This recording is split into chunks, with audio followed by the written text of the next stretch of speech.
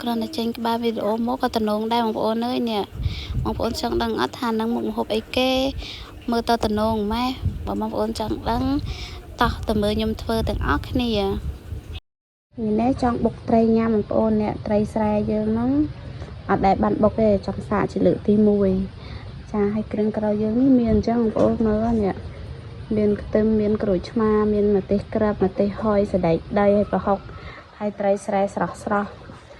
ហើយអ្នកជីយើងនេះមានជីគ្រប់មុខដូចជាជីធ្វើត្រីជីអីខ្លះទេនេះហើយគ្រឿងស្ករប៊ីចេងយើងទាំងគ្នានេះ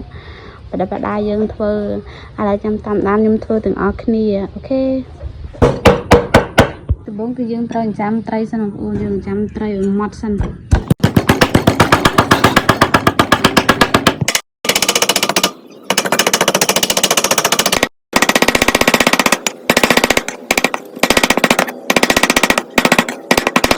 ច្រាំត្រីបានម៉ត់អស់ហើយយើងទុកត្រីមួយឡែកសិន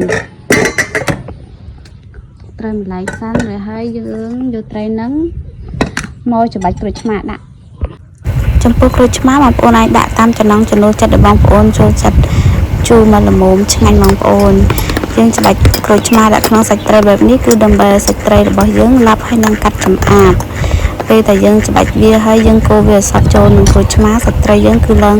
ពឺសាបែបនេះបងប្អូនហើយបន្ទាប់មកទៀតយើងមកបុកគ្រឿងរបស់យើងមានដូចជាខ្ទឹម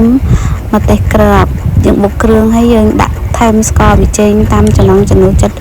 បងប្អូនចង់ញ៉ាំណាបងប្អូនសណ្តែកដីផងដែរបងប្អូនហើយយើងបុកវាឲ្យម៉ត់ល្មមហើយយើងក៏ដាក់ប្រហុកយើងដាក់មកល្មមមើលតាមសាច់ត្រីបងប្អូនប្រយ័ត្នប្រៃហួស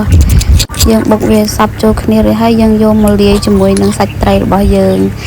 ចាហើយយើងដាក់ជីដាក់អីច្បល់ចូលគ្នាទៅបងប្អូនចាហើយថែមម្ទេសហុយថែមអីទៀតទៅសម្រាប់បងប្អូនចូលចិត្តហឹរហើយបុកត្រីនោះតើហឹរមិនឆ្ងាញ់បងប្អូនអើយហើយឥឡូវនេះបុកត្រីរបស់យើងបានរួចហើយខ្ញុំសាកភ្លក់សាកមើលបងប្អូនអើយពិតជាឆ្ងាញ់មែនទែនជាលើកទី1បងប្អូនឃើញតែធ្វើអំពីត្រីអញ្ចឹងអត់មានឆ្អាបទេបងប្អូននិយាយទៅគឺថាឆ្ងាញ់តែម្ដងមានជីមានអីតំណើបអញ្ចឹងទៀតគឺថាអេមែនទេអត់មានរសជាតិថាឆ្អាបអីទេគឺមានរសជាតិតែឆ្ងាញ់តែម្ដងហើយបងប្អូនអើយអ្នកមើល BA គឺថាតំណងមែនទេបងប្អូនអាចធ្វើញ៉ាំបានបងប្អូនធានាថាឆ្ងាញ់